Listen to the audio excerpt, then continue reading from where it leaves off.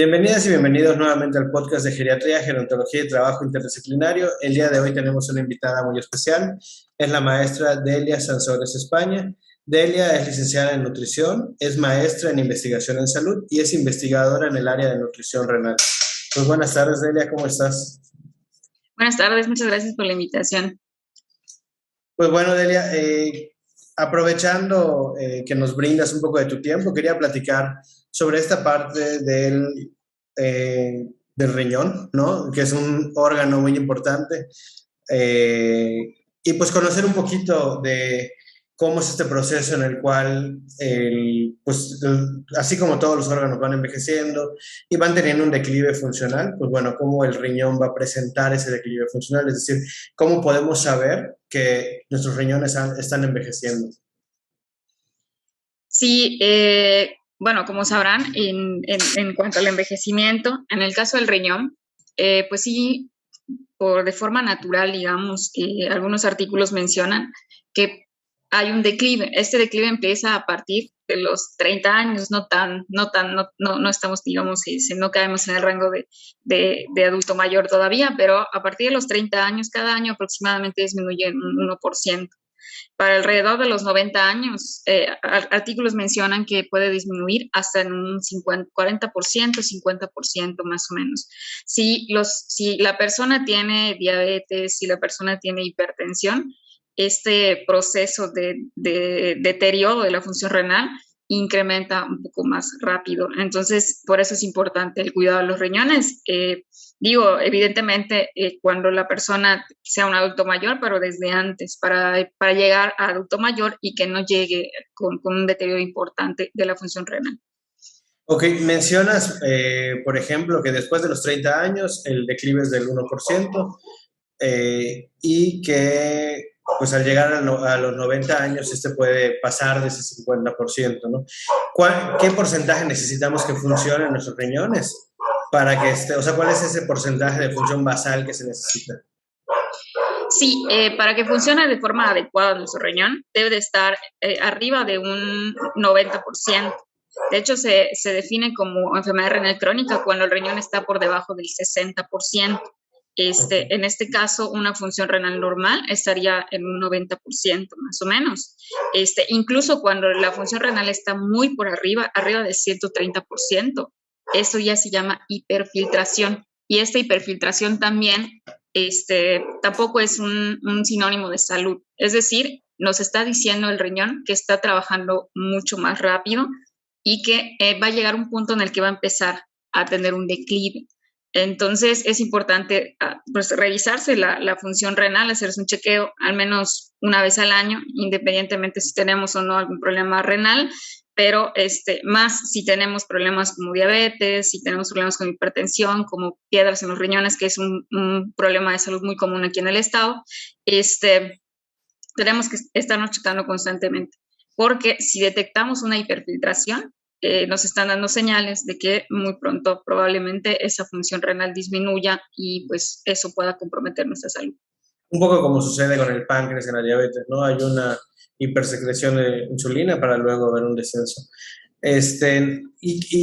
Ok, nos mencionas el chequeo a partir de qué edad se tendría que realizar y qué prueba es la que se tiene que hacer. Pues realmente es rápido, o sea, realmente se debería de hacer pues, desde edades tempranas. Yo recomendaría incluso pues, a partir de los 30 años más o menos, incluso desde antes, si se sabe que se tienen antecedentes familiares de algún problema a nivel renal. ¿Qué se tiene que hacer? Se tiene que hacer al menos un examen general de orina para que de manera general sepamos pues, cómo está funcionando el riñón. Una biometría hemática. Ya ven que la hemoglobina forma parte importante de las funciones del riñón. Si se detecta una hemoglobina baja que no está relacionada con otro tipo de enfermedad o deficiencia en la nutrición, entonces podría pensarse tal vez en algún problema renal si se asocia, por ejemplo, con un examen general de orina alterado, una química sanguínea. La química sanguínea nos va a dar valores de la creatinina, de la urea, y con esos valores nosotros podemos hacer un cálculo del filtrado glomerular a través de una fórmula muy simple, que existen calculadoras en internet, incluso aplicaciones para poder llevar, digamos, ese control. Pues básicamente, y si se pudiera un ultrasonido renal y de vías urinarias, al menos igual una vez al año, para poder detectar, sobre todo si son pacientes de aquí, si son personas de Yucatán, si no tienen ahí una piedra en el riñón, por ejemplo, o algún tipo de malformación urinaria, que a veces no dan síntomas, sin embargo, y estos síntomas se presentan cuando ya el riñón ya está bastante deteriorado. Digo, la realidad es que es un tema que yo creo que en secreto me da miedo porque he escuchado qué tan doloroso es una piedra, ¿no? Y sí, siempre digo, así como que, es algo que no quisiera padecer. Pero, ¿por qué mencionas que aquí, o sea, cuál es la causa de que aquí en Yucatán seamos como una población más candidata a tener piedras? Pues existen muchos factores. Entre esos factores que se han estudiado en el estado, en población de Yucatán, existen algunas alteraciones genéticas que hacen que urinemos menos citratos. El citrato es un inhibidor de la formación de las piedras. Igual hay otros que hacen que urinemos más ácido úrico.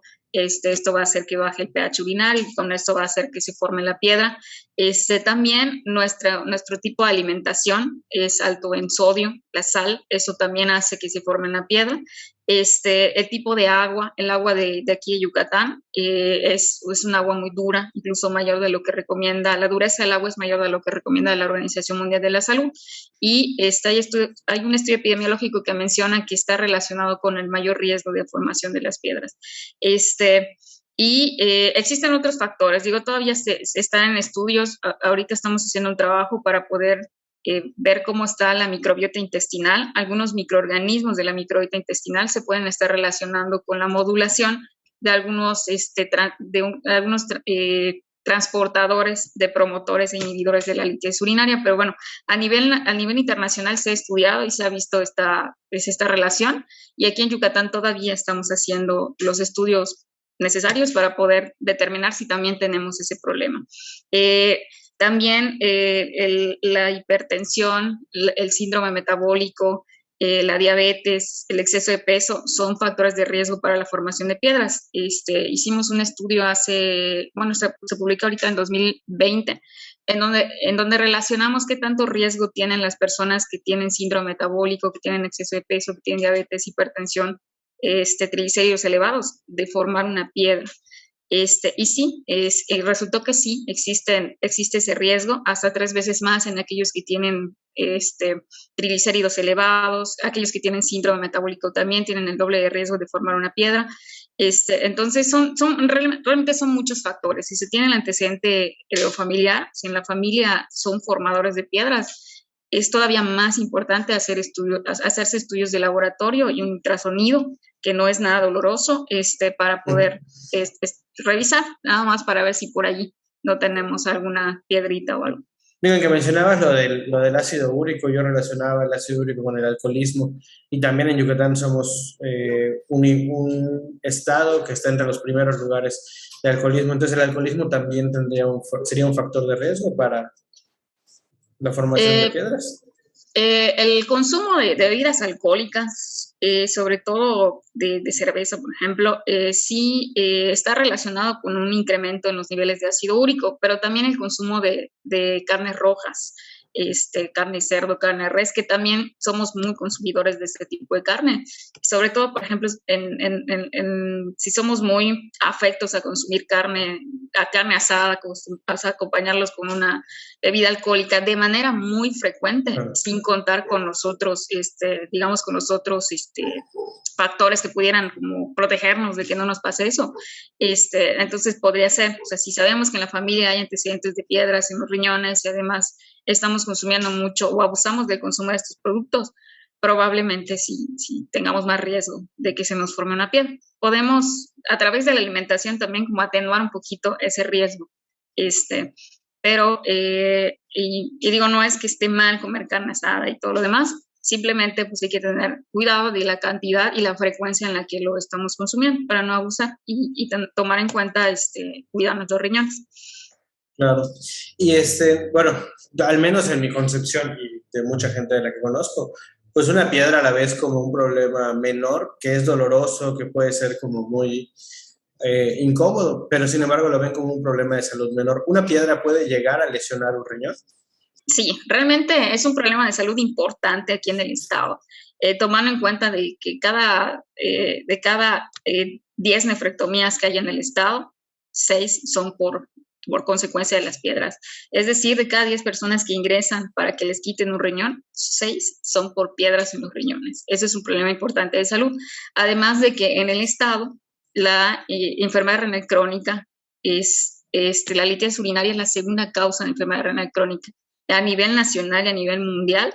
La segunda causa es la hipertensión. Aquí en Yucatán la primera es la diabetes, luego la hipertensión, la primera causa es la diabetes, luego la litiasis, luego la hipertensión. Y a nivel nacional e incluso a nivel mundial, la primera causa es la diabetes, la segunda es la hipertensión y la tercera son las glomerulopatías, ni siquiera la litiasis urinaria. O sea, las glomerulopatías son enfermedades que lamentablemente no podemos prevenir ni controlar, digamos. Esa sería como una tercera causa. Ni siquiera aparecen las piedras en los riñones a nivel nacional y a nivel internacional, y aquí en Yucatán somos formadores de piedras. De hecho, se considera al estado como un lugar endémico de la formación de estas piedras. Wow, esa es información importante, ¿no? Porque la realidad es que yo creo que muchas personas no consideran esto. Y entonces mi pregunta iría en relación al personal de salud. ¿Crees tú que está preparado para diagnosticar, para prevenir? Porque inclusive cuando le llegan estos laboratorios, como mencionas tú, la biometría, el ego y demás, para detectar que hay un problema en la función renal. Pues he estado trabajando mucho. Cada segundo jueves del mes de marzo se conmemora el Día Mundial del Riñón y se ha hecho mucho énfasis al personal de salud para que estemos informados acerca de cómo hacer estas evaluaciones. Los médicos del nivel, o sea, desde el médico general hasta un médico especialista pudiera hacer una adecuada evaluación de la función renal. En el caso de nutrición, se han incluido en los planes de estudio estos temas para poder pues, hacer una evaluación.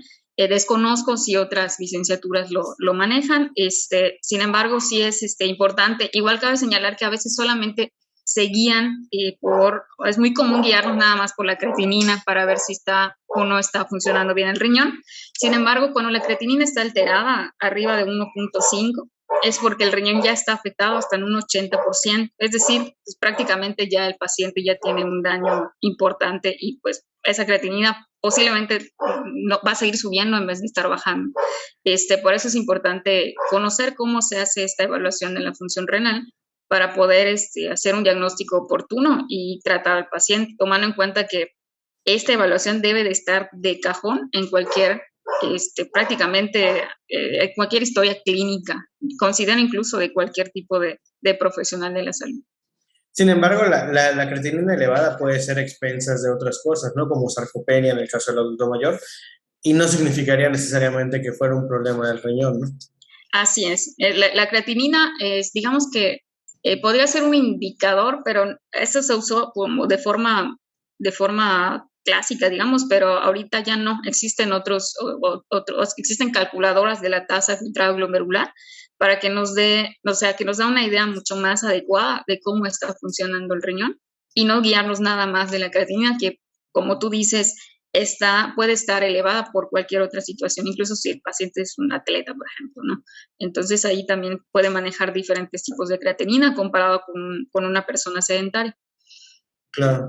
Ahora, regresando un poquito a lo que me decías de la función renal, ¿en qué momento en el cual empieza este declive, obviamente asociado probablemente más a cosas patológicas como la diabetes y la hipertensión, es necesario que el paciente empiece con diálisis y hemodiálisis y demás? O sea, ¿cómo se calcula o cómo se decide esa terapéutica?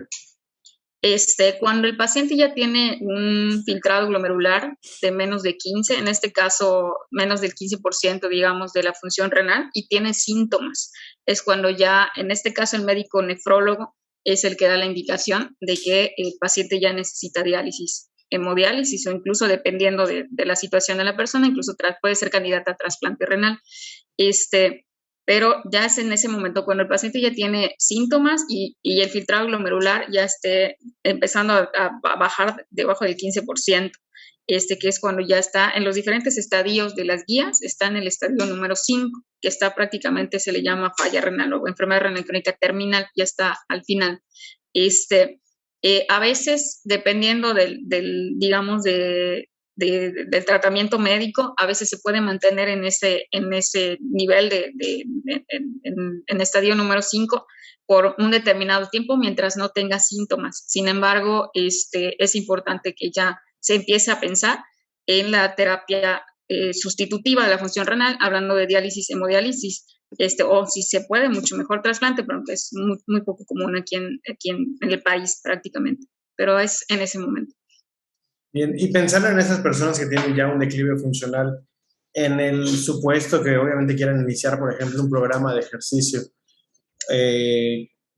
y que tengan ciertas necesidades de proteína, por ejemplo, ¿crees que pueda ser útil el suplementar con algún tipo de proteína, ya sea por ejemplo el Ensure o proteínas de suero de leche y demás, o va contraindicado con la cuestión renal?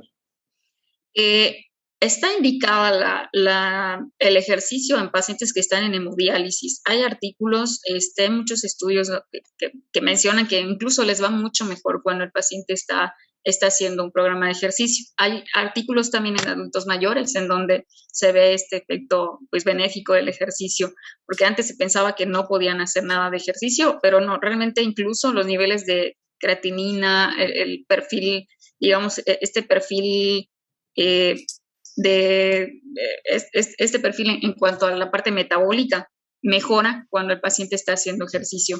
En cuanto a la suplementación con proteína, realmente digo, es un tema que depende mucho. Cuando hay hemodiálisis o diálisis, hay mucho desgaste energético proteico del paciente de por sí. Incluso cuando estos pacientes están en estos estadios, se incrementa, cuando están en terapia sustitutiva, se incrementa la cantidad de proteína que debe de consumir comparado antes en etapa prediálisis, ¿no?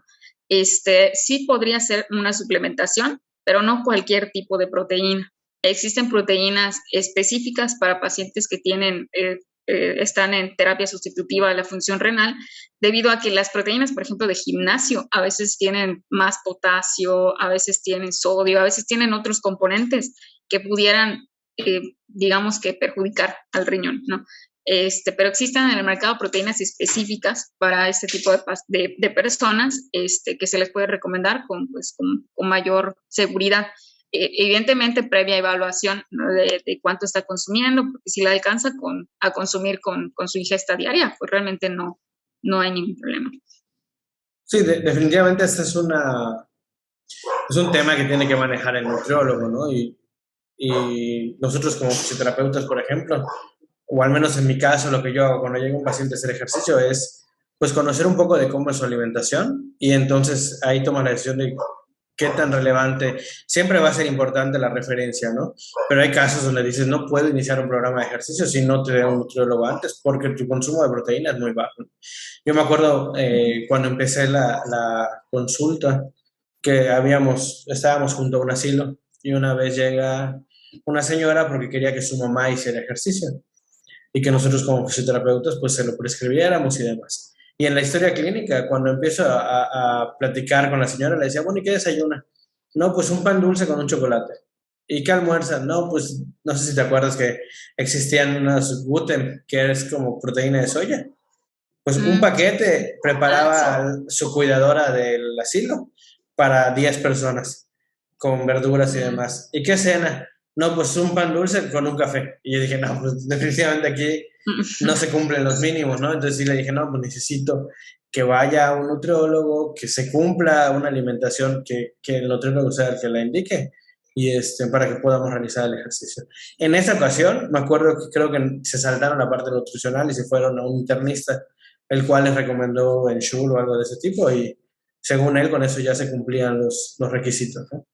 Pero sí es importante esta parte de la referenciación para que pues ustedes puedan determinar esto, ¿no? O sea, a mí me da mucho más confianza cuando llega el paciente y te dice, no, pues estoy comiendo esto y eso porque el nutriólogo me lo pidió. Ah, bueno, ya ahí ya nosotros ni metemos las manos, ¿no?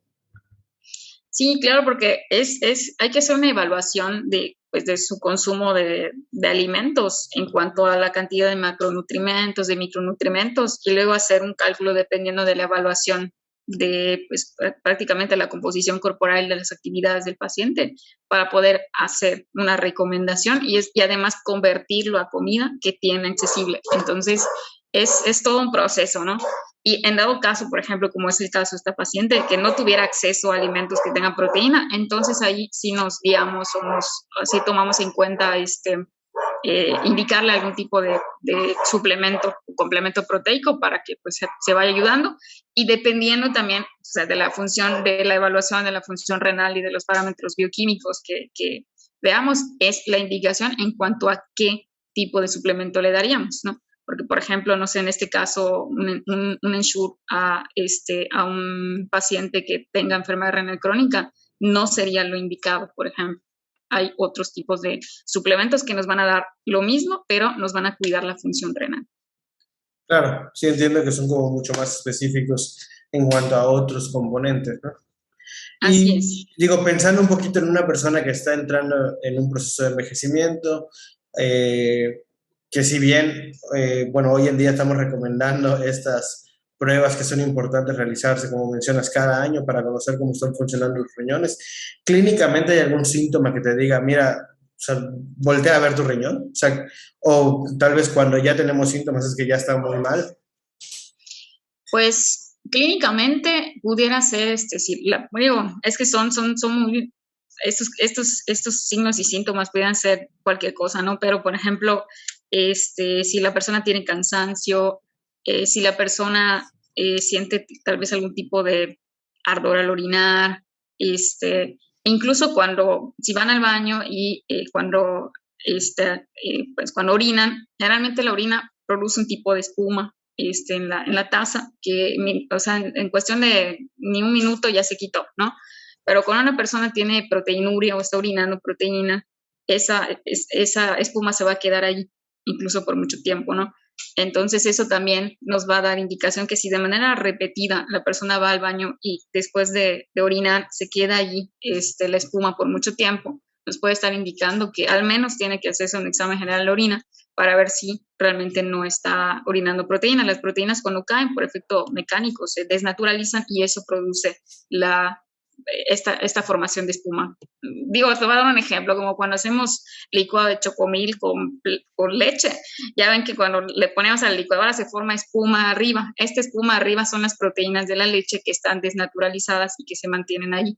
Algo así pasa, pero cuando cae en la pipí, por el efecto mecánico se van a desnaturalizar y pues se va a quedar ahí la espumita, que se supone se debe degradar en cuestión de ni un minuto, pero si se mantiene por muchos 5 minutos sigue igual, probablemente ya haya un deterioro de la función renal. Si la persona se empieza pues, a hinchar,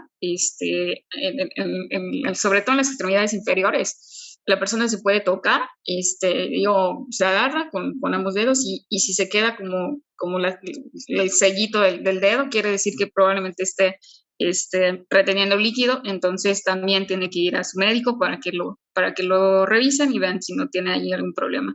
También, pero ya es un deterioro muy, muy avanzado. Si la persona tiene mucho tipo rash, empiezan como a rascarse mucho. Pero ya es cuando estamos hablando de que la creatinina y la urea están demasiado elevadas, que ya están produciendo este tipo de síntomas. Pero creo que lo más común sería cuestión de revisar cómo orinan. Eso nos va a dar una idea un poquito de cómo, de si necesitarían hacerse un examen general de orina. No, idealmente sería que se lo hagan una vez al año al menos, sobre todo si se tiene enfermedad crónica. Pero pues ahí más o menos. Digo, y eso es para todos, ¿no? No solamente para adulto mayor, sino igual para pues, nosotros. Claro. Los que todavía no llegamos a adulto mayor. Sí, porque supongo que si lo detectas antes, pues se puede intervenir antes y evitar que ese declive sea tan vertical, ¿no? Sí, e incluso a veces esto de ver cómo está la pipí pudiera ser en los pacientes que he visto, es como de lo principal, que se dan cuenta de que orinaban raro y luego se van a revisar y resulta que tenían o tenían piedras o tenían alguna enfermedad como una glomerulopatía que avanza muy rápido y es cuando se dan cuenta que necesitan la atención médica y sobre todo la atención a un nefrólogo para que ya logren controlarse. Esa es una de las principales características, al menos que he visto en la consulta, que me refieren los pacientes, que es lo primero que se dieron cuenta. Bien. ¿Alguna recomendación que nos des para cuidar los riñones en cuanto a la alimentación? No comer algo, no tomar algo, no comer algo en exceso. Pues realmente, digo, trato de no satanizar los alimentos y sí, lo que se sugiere es para cualquier edad, indistinta, es el consumo de agua, agua purificada, de marca conocida sobre todo, la marca que gusten, pues para ayudar al funcionamiento del riñón. Aquí en Yucatán al menos son 2,5 litros, 3 litros más o menos de agua. El consumo, el no consumir alimentos ultraprocesados que tienen exceso de sodio para que se pueda conservar. También no abusar de la sal. Existe un mínimo que debemos de consumir de sal al día para que nuestras células funcionen bien, entonces no pasarnos de ese mínimo, que son 5 gramos al día más o menos, es como una cucharadita. ¿Y cómo podemos prevenir no pasarnos? Pues realmente no consumir alimentos que sean embutidos, enlatados y demás, que esos tienen mucho más sal. No consumir demasiadas carnes rojas, o sea, sí se puede consumir, evidentemente, pues es parte de lo tradicional aquí en Yucatán. Sin embargo, pues no consumir en exceso. Digamos que no sea nuestra carne principal de la base de nuestra alimentación.